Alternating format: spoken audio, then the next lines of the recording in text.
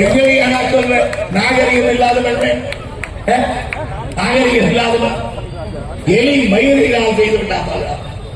உலகத்தில் தமிழர் எல்லா நாட்டையும் ஆண்டு இருக்காங்க.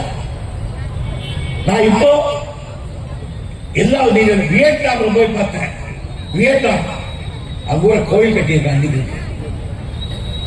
இரவு அவங்களுக்கு எல்லா ஊர்களும் இருக்கு. தமிழர் ஆண்டாம். அப்பெல்லாம் நாகரிகம் தெரியாதவர்கள், இப்போ நாகரிகம் தெரியாதவர்கள் தான் ஒருத்தர் 5 பேரை கல்யாணம் பண்ணிக்கலாம்.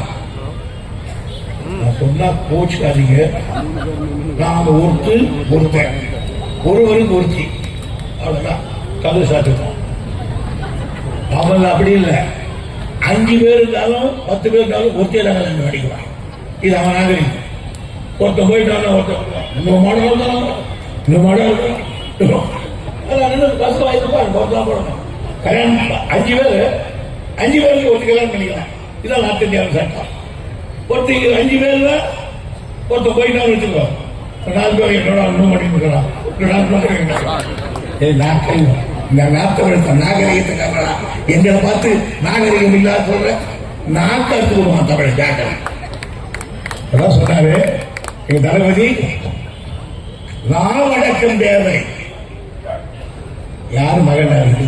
கலைஞர் மகன். 5ஆம் நெஞ்சோர் இருக்கணும். அண்ணா நல்லா அடிப்பார்.